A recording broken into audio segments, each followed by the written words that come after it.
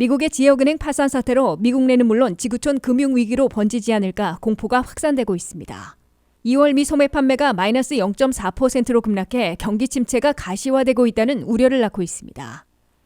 물가 인상보다 더 많이 약값을 올린 메디케어 처방약 27종이 당국의 제재를 받아 초과 인상분을 반납하게 됐습니다. 넷플릭스가 계정 공유 유료화 정책을 실시한다고 공지해 그간 경쟁을 벌여온 온라인 스트리밍 서비스 OTT 시장에 대격변이 예고되고 있습니다. 미국 여성 근로자들이 남성보다 적은 임금을 받아 평생 90만 달러를 손해보고 있는 것으로 추산됐습니다. 여러분 안녕하십니까? 워싱턴 뉴스 투데이입니다. 미국의 실리콘밸리 은행 등 지역은행들의 파산 사태로 미국 내 여진이 지속되고 있는 것은 물론 지구촌 금융위기로 번지지 않을까 공포가 확산되고 있습니다. 미국 지역은행들의 주가가 반등해 하루 만에 다시 폭락했고 대형 은행들까지 타격을 입고 있으며 크레딧 스위스의 위기 여파로 지구촌의 금융시장이 요동치고 있습니다. 한면태 기자가 보도합니다. 2008년 리먼 브러더스의 붕괴로 촉발됐던 금융위기가 재현되는 것은 아닌지 공포에 휩싸이고 있습니다. 크레딧 스위스 은행이 물질적 취약을 인정한 후 20%나 주가가 폭락하며 뉴욕 증시에서 미국 은행들까지 강타당하고 있습니다. 미국발 지역은행 파산 여파가 퇴설하는 것은 물론 미국의 전체 금융기관, 나아가 글로벌 금융위기로 번지는 조짐을 보이고 있습니다.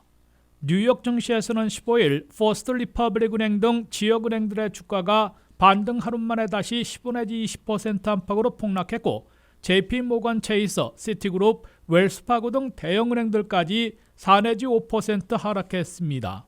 3대 신용평가기관들인 S&P 글로벌과 피치는 파산한 실리콘밸리 은행 지역에 있는 퍼스트 리퍼블릭 은행의 신용등급을 부정적으로 내렸습니다.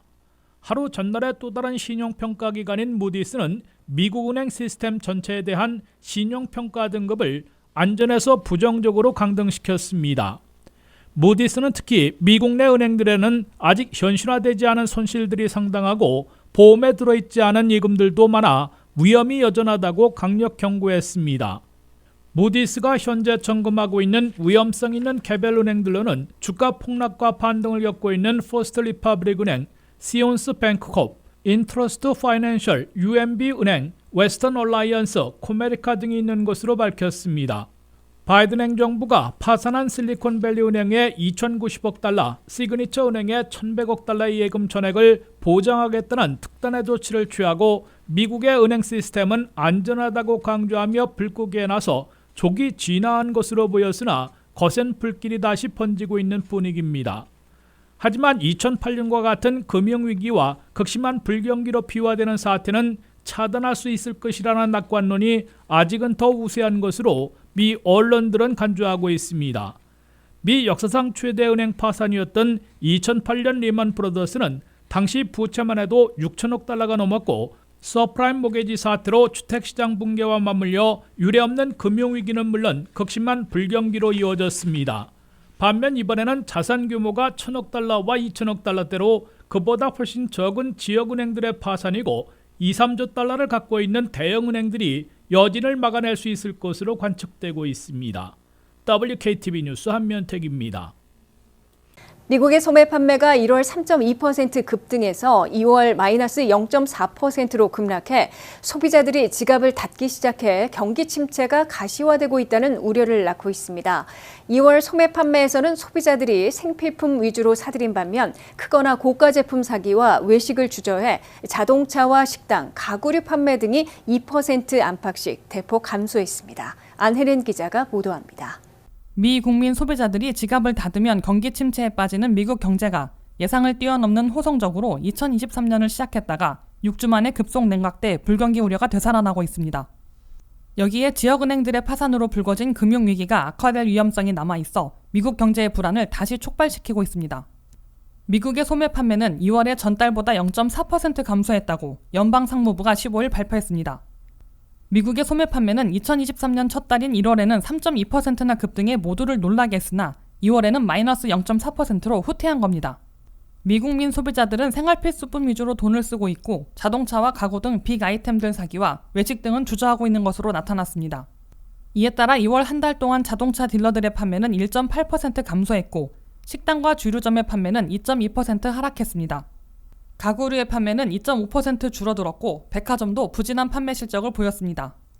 상당수 경제 분석가들은 2023년 첫 달인 1월에 고용 열풍과 소비 지출 급반등을 기록해 모두를 놀라게 했으나 6주 만인 2월 중순부터 소비가 급속 냉각된 것으로 나타났다고 분석했습니다. 일부 분석가들은 미국 경제의 실제 상황이 경제 지표나 다수가 알고 있는 것보다 나쁠 수도 있다며 불경기 우려를 되살리고 있다고 월스트리트 저널이 15일 경고했습니다. 소매업계에서도 매출 부진, 경기 둔화, 불경기가 현실화될 수 있다고 보고 대비하고 있다고 밝히고 있습니다. 메이시 백화점은 올 한해 매출이 3%나 하락할 것으로 예상하고 있는데 새해 초부터 현실화되고 있는 것으로 우려를 표시했습니다. 생필품을 저가에 판매하고 있는 월마트는 올 한해 매출이 2 내지 2.5%는 늘어날 것으로 기대하고 있으나 물가 인상률을 반영하면 실질적인 판매화 수익은 대폭 감소할 것으로 보이고 있습니다. 월스트리트 저널은 자동차와 가구 등 빅 아이템들에 대한 수요가 감소하면 전반적인 미국 경제가 둔화될 전조현상으로 간주되고 있다며 불경기 우려가 되살아나고 있는 것으로 해석했습니다. 미국 경제는 GDP의 70%나 미국민 소비 지출이 차지하고 있기 때문에 소비자들이 지갑을 닫으면 소비 지출 감소폭에 따라 경기 둔화, 경기 침체, 불경기에 빠지게 됩니다. WKTV 뉴스 안혜련입니다. 물가 인상보다 더 많이 약값을 올린 메디케어 처방약 27종이 당국의 첫 제재를 받아 초과 인상분을 리베이트로 반납하게 됐습니다.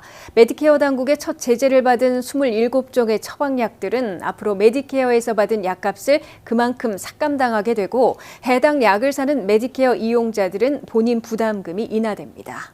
바이든 민주당이 입법에 성공해 시행하고 있는 인플레이션 감축법에 따라 첫 번째 제재를 받는 메디케어 처방약 27종이 선정돼 공표됐습니다.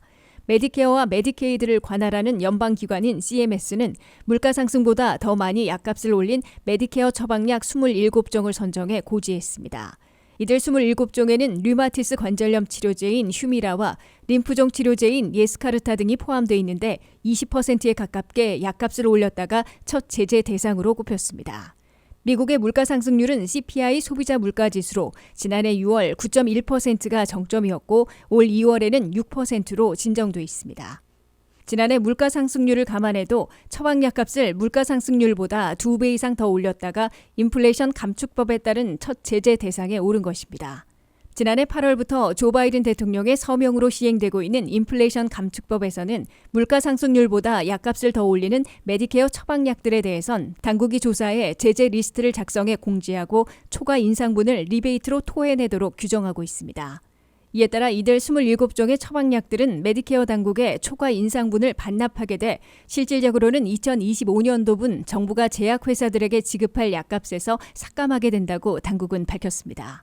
메디케어를 이용하고 있는 6,450만 명은 4월부터 외래 치료를 커버해주는 파트 B에 따라 해당 약품을 구입할 때 본인 부담금이 낮아진다고 CMS는 강조했습니다.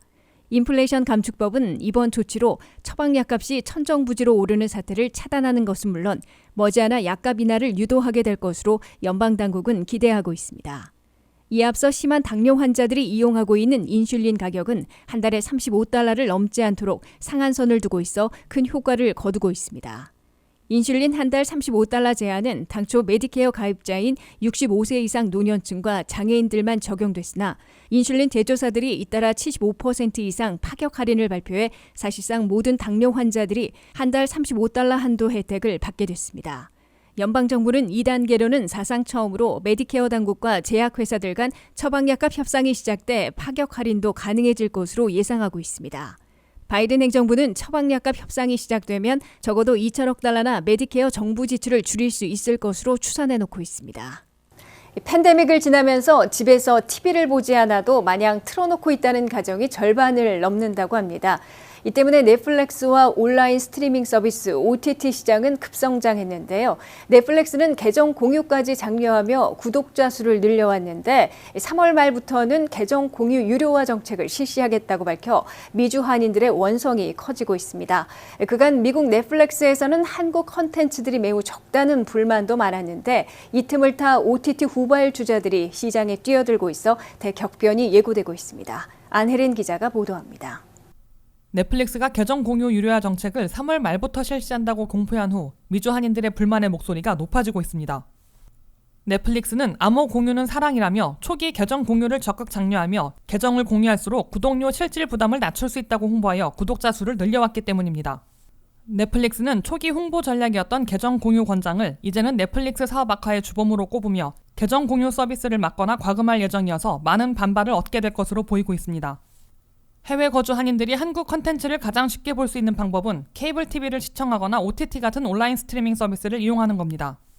이 둘은 TV를 켜고 해당 앱을 선택하거나 번호를 누르면 바로 실행이 가능해 전 연령대가 애용하는 방법입니다. 그러나 최근까지 넷플릭스에는 한국 컨텐츠들이 거의 포함되어 있지 않았고 한인들은 다른 우회로를 이용해 복잡하게 한국 컨텐츠를 이용해야 했습니다.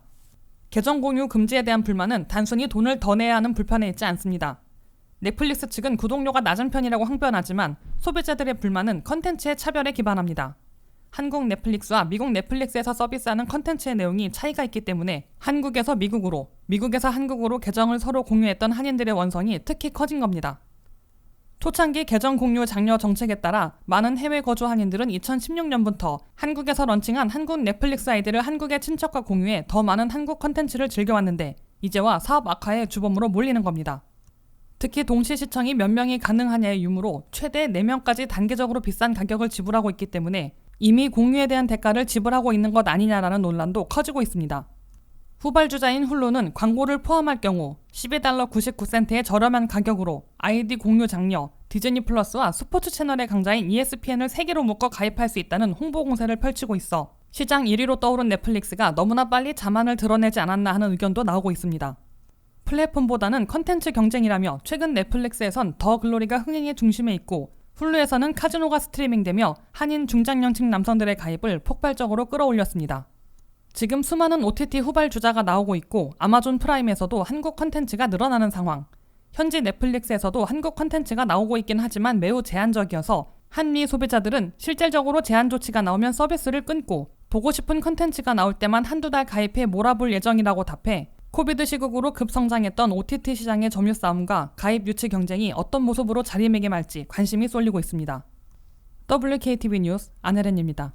미국에서도 남녀 간 임금 격차가 너무 느리게 좁혀지고 있어 여성 근로자들이 남성보다 적은 임금을 받아 평생 90만 달러나 손해보고 있는 것으로 추산됐습니다. 현재 미국에서는 남성이 1달러 받을 때 여성은 82센트에 그치고 있으며 20년간 고작 2센트 좁혀진 것으로 조사됐습니다. 남녀 간 임금 격차는 지구촌의 슈퍼파워 미국에서도 좀처럼 해소하지 못하고 있습니다. 미국에서도 여성 근로자들은 2022년 현재 남성 근로자들이 1달러를 받을 때 82센트에 그치고 있다고 CBS 뉴스가 보도했습니다. 이는 2002년에 1달러당 80센트 비율에서 20년간 고작 2센트 좁혀진 것이라고 이 방송은 지적했습니다. 남녀 간 임금 격차가 너무 느리게 좁혀지고 있는 것입니다. 이에 따라 여성 근로자가 40년을 일했을 경우 남성 근로자들보다 90만 달러나 적게 버는 손해를 보는 것으로 추산됐다고 CBS 뉴스는 전했습니다. 40년 동안 일하고 임금이 매년 3% 인상된다고 간주할 경우 남성 근로자들은 520만 달러를 버는 반면 여성 근로자들은 430만 달러를 벌어 90만 달러나 손해를 보는 것으로 계산됐습니다. 미국의 남녀 임금 격차는 같은 직종의 같은 경력으로 비교하면 차이가 거의 사라지고 있지만 여성들이 저임금 직종에 많이 몰려있기 때문에 성별 임금 격차를 빨리 좁히지 못하고 있는 것으로 지적되고 있습니다. 여성들이 많이 종사하는 교사와 사무보조원, 의료보조 등은 저임금 직종입니다. 이에 비해 남성들이 많이 일하는 프로페셔널 직종인 소프트웨어 개발자나 법조인 등은 고임금 직종으로 분류되고 있습니다.